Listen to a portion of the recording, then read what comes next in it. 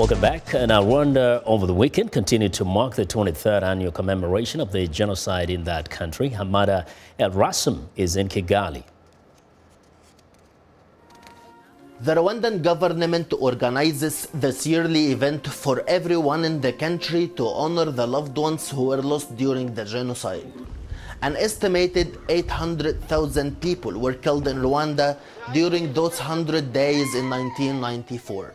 Most of them from the Tutsi ethnic group. I wanted to start with the words of the young people who were singing just now. They asked, "How did we get here?"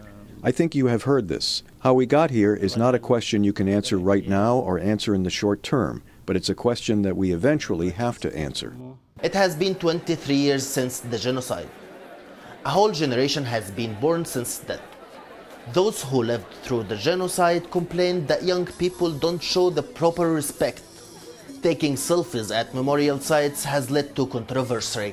Only makes sense when people that are commemorating have a caption attached to the selfie explaining what is going on, so that whoever sees it does not wrongly judge the image, to probably think it's disrespecting, but rather makes sense out of it by reading the following, like the caption. Young people told VOA there is genocide and the annual memorial do affect them.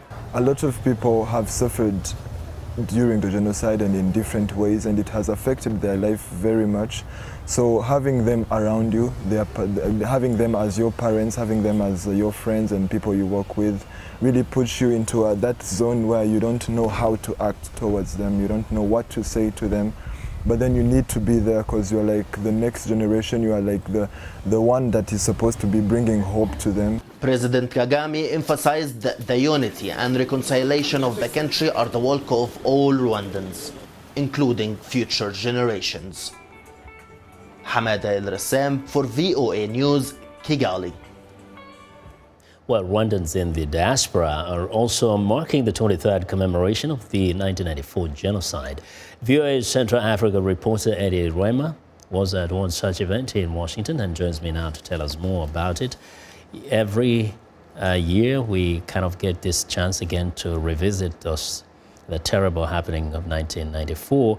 How was it here this year in Washington where you attended? Yeah, like you said, Vincent, everywhere where Rwandans live during this time, they gather to remember, to reflect, and comfort genocide survivors. So the same thing happened this year here in Washington, D.C., where they had foreign dignitaries attending the event. They had genocide survivors giving testimony on how it was during the 1994, and also brought in young people. And that's the point I wanted actually to raise, that in the past we used to mostly focus on people who are adults, who survived, who can recount how things were. But now we have also young people, some who are just little babies, or just born at that time. How did that resonate with the crowds here in Washington where you attended? It really hits hard on these young people who were not there during the genocide,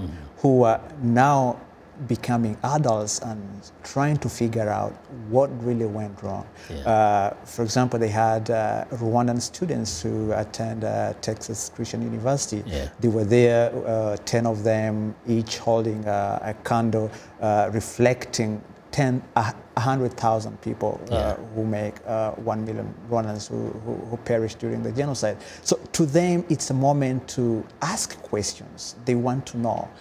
Most of them are living without parents. So it really hits hard on them. So. Yes. Yeah, I saw the footage that you had.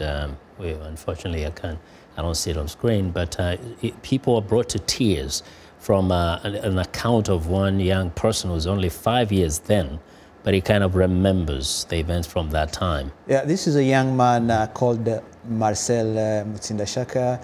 He's actually now the owner of one of independent newspapers in Rwanda called the Umuseke. Yeah. And he actually mentioned something important where he said media in Rwanda played a larger role in inciting genocide. The youth did the same. So that inspired him when he grew up to say, let me start a newspaper that instead of having a newspaper that is sowing the seeds of hatred, but rather a newspaper that builds on reconciliation, unity, so that what happened in Rwanda during the 1994 never happens again.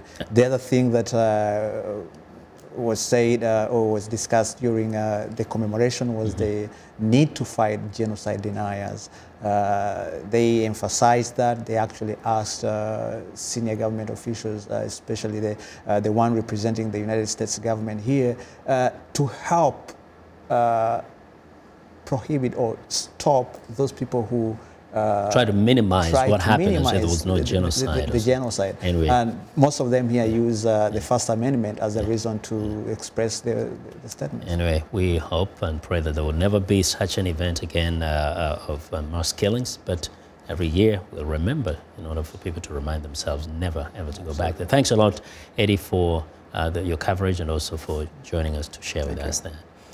Well, that viewer is Intra-Africa reporter Eddie Rwema.